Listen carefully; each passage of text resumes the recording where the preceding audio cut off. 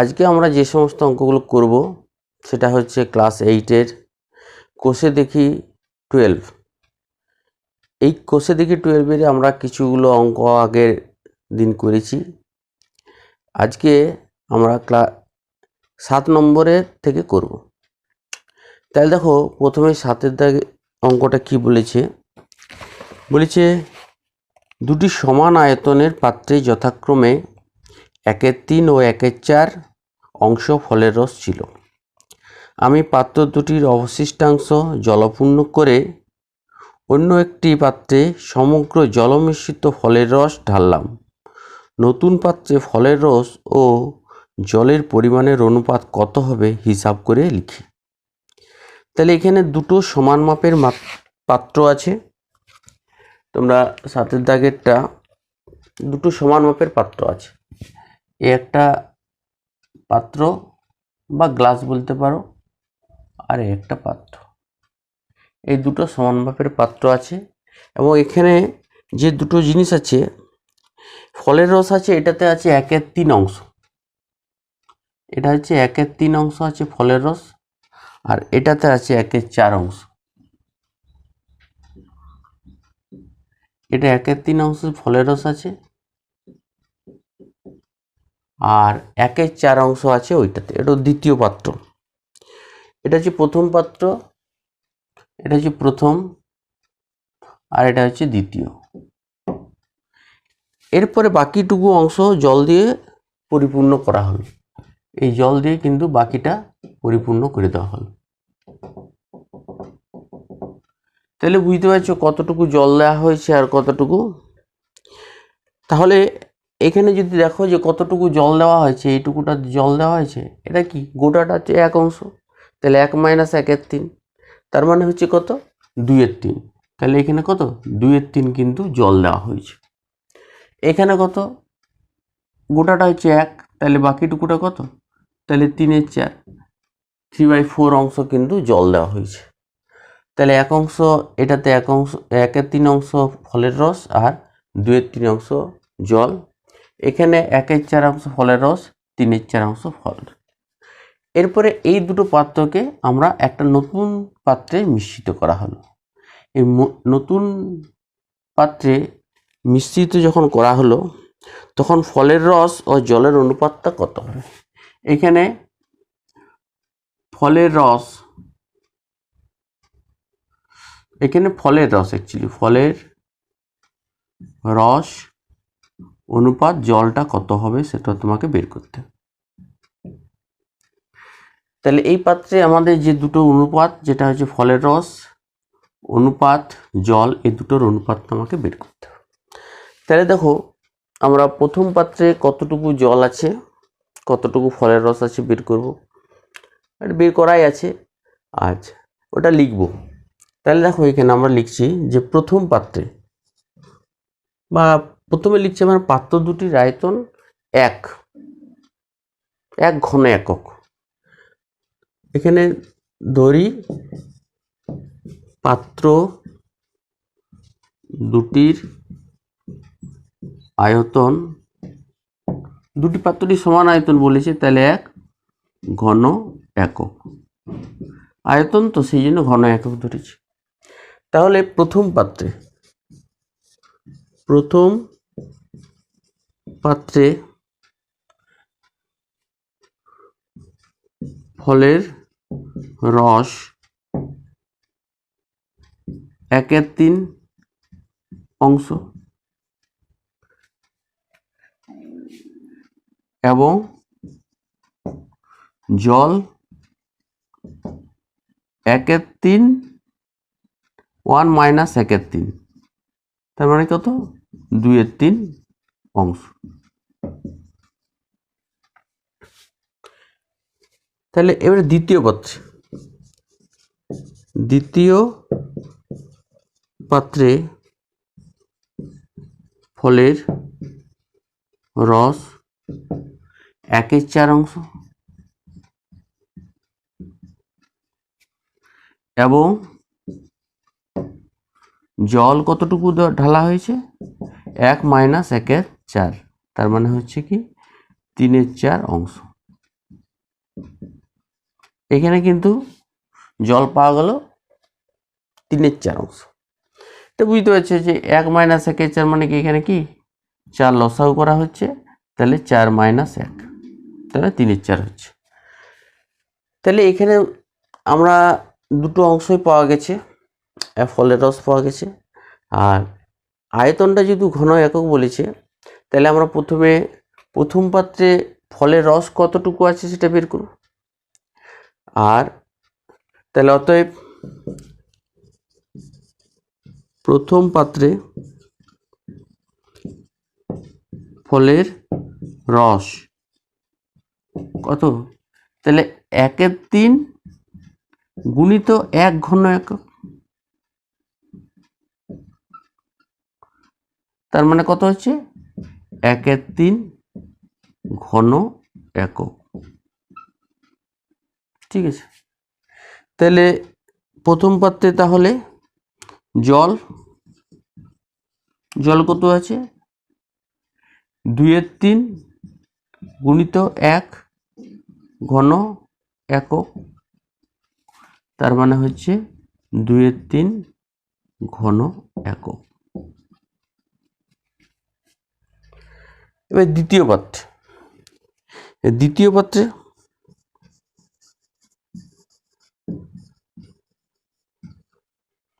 ফলের রস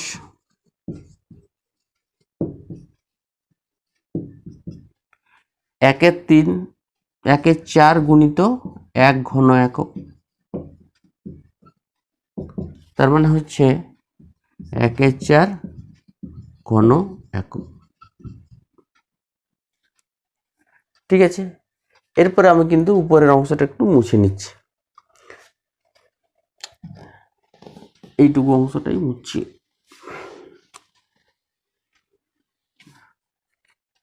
তাহলে এবার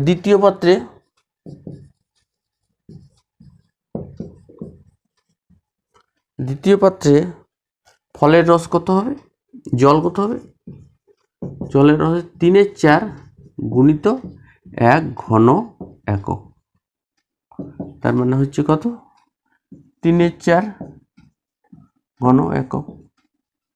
তাহলে আমরা প্রথম পাত্রে কতটুকু ফলের রস পেলাম, দ্বিতীয় পাত্রে কতটুকু ফলের রস পেলাম, প্রথম পাত্রে কতটুকু জল পেলাম, দ্বিতীয় পাত্রে কতটুকু জল পেলাম, সব বের করলাম। এবারে এটা যখন নতুন পাত্রে মেশানো হচ্ছে, তখন আমরা কি ফলের রসের সাথে ফলের রসটা যোগ করব এবং জলের সাথে জলটা যোগ করব। তাহলে নতুন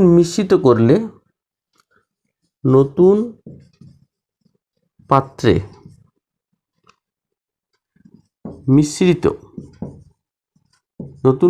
মিশ্রিত করলে ফলের রস ও জলের অনুপাত সমান কি হবে, এটা একটু মুছে দিচ্ছি এই জায়গাটা। দেখো আমরা যতটুকু পেয়েছি, প্রথম যে পাত্র সেটা ফলের রসটা 1/3 অংশ, তাহলে ফলের রসটা প্রথম পাত্রে পাচ্ছি 1/3 অংশ, আর দ্বিতীয় পাত্রে ফলের রসটা কত 1/4 অংশ, তাহলে 1/3 সাথে 1/4 যোগ হবে, অংশ নয় এটা ঘন একক, তার সাথে অনুপাতটা কি হবে আমার এই জলের অনুপাত, এখানে 2/3 অংশ আছে আর এখানে 3/4 অংশ, তাহলে এখানে 2/3 তার সাথে 3/4 যোগ হচ্ছে, এই যে অনুপাতটা পাওয়া যাবে এই অনুপাতটাই হবে অ্যান্সার। তাহলে এরপরে এই জায়গাটা একটু মুছে দিচ্ছি, এগুলো আমরা লিখে দিলাম। তাহলে এখানে আমরা 12, তাহলে 4 + 3, এখানে অনুপাতে এটাও 12, আর কি 8 + 9, 4 × 8 আর 3 × 9, তাহলে কত হচ্ছে 7/12 অনুপাত 17/9। 12, তাহলে 12 যদি ক্যান্সেল হয় তাহলে 7:17। তাহলে এখানে যে নতুন অনুপাতটা পাওয়া গেল ফলের রস এবং জলের, সেটা হচ্ছে 7:17। তাহলে আমাদেরকে উত্তরটা কি, উত্তরটা যেটা চেয়েছে, তাহলে নতুন মিশ্রতে উত্তরটা চেয়েছি নতুন পাত্রে ফলের রস ও জলের অনুপাতটা কী হবে। তো নতুন পাত্রে মিশ্রিত করলে ফলের রস ও জলের অনুপাত এটাই হবে। এটা এখানে আমরা অ্যান্সার লিখে দিচ্ছি, ওই লাইনটাই লিখেছি। তাহলে আশা করি বুঝতে পেরেছ।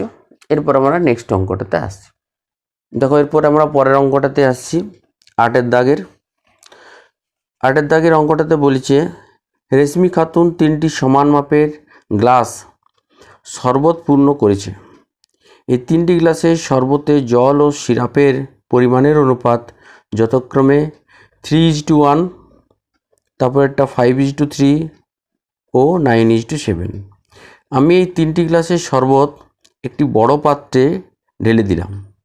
হিসাব করে দেখি নতুন পাত্রে জল ও সিরাপের পরিমাণের অনুপাতটা কী হলো। তাহলে এখানে আমাদেরকে যেটা দেখতে হবে যে 3টে গ্লাস আছে এবং সমান মাপের। আমরা এখানে 3টে গ্লাস আঁকছি, এই একটা গ্লাস, এই একটা গ্লাস এবং এই একটা গ্লাস। 3টে সমান মাপের গ্লাস আছে। গ্লাসগুলোতে জল ও সিরাপের অনুপাত 3:1, তারপর একটা 5:3, তারপর একটা 9:7। 3টে সমান মাপের। এখানে একটা বড় গ্লাস আছে, সেই বড় গ্লাসটাতে আমরা এই 3টের কিন্তু জলটা ঢেলে দিলাম, শরবতটা। তাহলে এখানে যে জল এবং সিরাপের অনুপাতটা কি হবে আমাকে সেটা বের করতে হবে। তাহলে এখানে জল এবং সিরাপের অনুপাতটা কি হবে সেটা আমাকে বের করতে হবে। তাহলে দেখো আমরা যেহেতু 3টে গ্লাসের আয়তনটা সমান, তাহলে আমরা প্রথমে 3টি গ্লাসের আয়তনটা ধরে নেব। যে ধরি 3টি গ্লাসের আয়তন 1 ঘন একক। তাহলে প্রথম গ্লাসে জল ও সিরাপের অনুপাত কত? তাহলে প্রথম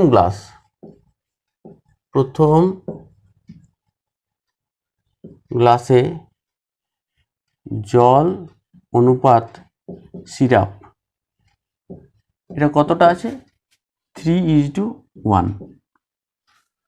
তাহলে প্রথম গ্লাসে জল আছে কতটুকু? জল কতটুকু আছে প্রথম গ্লাসে? জল আছে। এরপরে এটা বের করতে গেলে আনুপাতিক ভাগাহারটা আলাদা করে বের করব না, আমি একেবারে আনুপাতিক ভাগাহারটাকে আমি ওই আয়তন দিয়ে গুণ করে দেব। তাহলে কি হবে? জলের আনুপাতিক ভাগাহার কত হবে? 3+1, এটা গুণিত 1 একক, এটা ঘন একক। তার মানে এটা কত হচ্ছে? 3/4 ঘন একক। ঠিক আছে। এরপরে প্রথম গ্লাসে সিরাপ কতটুকু আছে?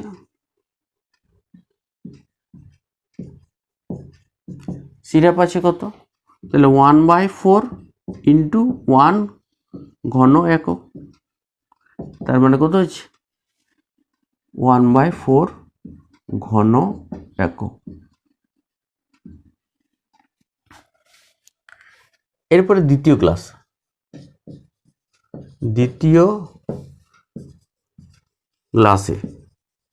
গ্লাসে অনুপাতটা কত? জল অনুপাত সিরাপ কত? দেখো দ্বিতীয় গ্লাসে জল অনুপাত কত? 5:3।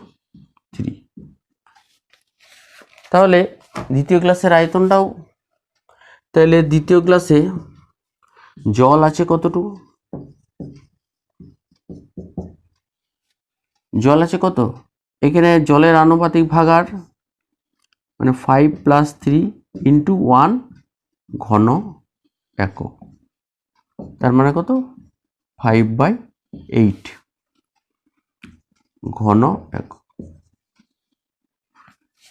এবার দ্বিতীয় ক্লাসে তোমার সিরাপ আছে কতটুকু, সিরাপ আছে তাহলে 3/8 × 1 ঘন একক, তার মানে কত 3/8 ঘন একক। এবারে তৃতীয়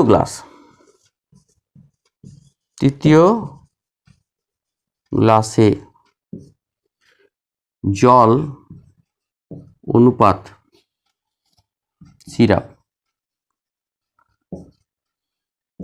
তৃতীয় গ্লাসে কত 9:7।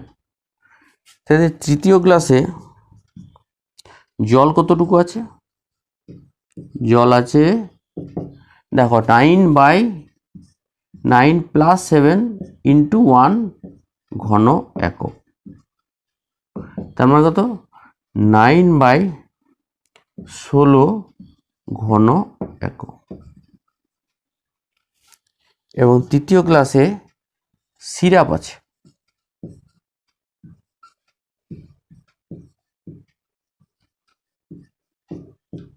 কতটুকু 7/16 × 1, দ্যাট ইজ কত 7/16 ঘন একক।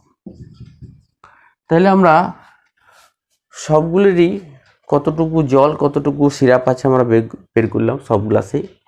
এরপর দেখো আমাদেরকে কি করতে হবে, এই সিরাপগুলো একদিকে যোগ করতে হবে এবং জলগুলো আরেকদিকে যোগ করতে হবে, তবে আমরা যখন মিশ্রিত করা হবে তখন আমরা যে অনুপাতটা পাবো সেটা আমরা এখানে লিখছি। তাহলে প্রথমে একটু মুছে নিচ্ছি, তোমরা একটু এটা লিখে নেবে।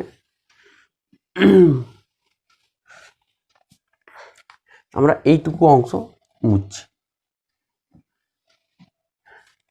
তাহলে এটা জল পেয়েছিলাম, এটা ছিল জল। তাহলে নতুন পাত্রে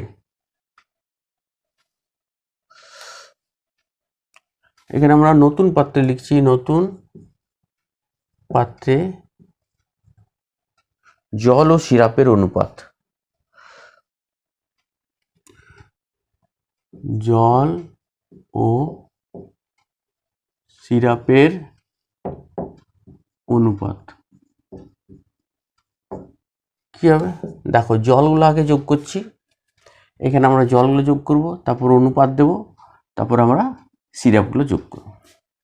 তাহলে জলটা আমরা প্রথমে জলটা কত 3/4, প্রথম ক্লাসে 3/4 পেয়েছি, দ্বিতীয় ক্লাসে কত পেয়েছি 5/8,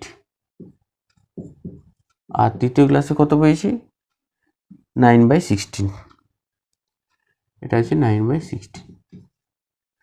আচ্ছা সিরাপটা কি পেয়েছি, সিরাপটা দেখো প্রথমে থেকে হচ্ছে 1/4 পেয়েছি, 1/4, তার সাথে কি 3/8, তারপর এখানে 7/16, তাহলে অনুপাতটা পাওয়া গেল। আমরা যোগ করে দিচ্ছি, আমরা জলগুলো একদিকে যোগ করছি এবং এগুলো সব লিখে দিয়েছি। এবার দেখো এটা একটু মুছে নিচ্ছি, ডাটাগুলো আমরা লিখে নিয়েছি। তাহলে দেখো এখানে আমরা এটা যদি লসাগু করি তাহলে 16, তাহলে 4 × 16, 3 × 4 = 12, 8 × 2 = 16, 5 × 2 = 10, আর এখানে 9। অনুপাত এখানে 16, 4 × 2 = 4, 4 × 16 = 4, 8 × 2 = 3 × 6 আর 7। তাহলে এখানে পাওয়া যাচ্ছে কত 12, 22, 22 আর 9 = 31, 31/16 অনুপাত এখানে 17/16। তাহলে 16 তোমার কেটে যাচ্ছে, তাহলে কি 31:70। তাহলে নতুন যে অনুপাতটা পাওয়া গেল সেটা কত পাওয়া গেল 31:70। তাহলে আমরা নতুন গ্লাসে বা নতুন পাত্রে অনুপাতটা কত হবে? অতএব উত্তরটা আমরা লিখব যে নতুন পাত্রে জল ও সিরাপের অনুপাত 31:70। তাহলে আশা করি অঙ্কটা বুঝতে পেরেছ। এরপরে আমার পরের অঙ্কগুলো আমরা পরের ভিডিওতে করব।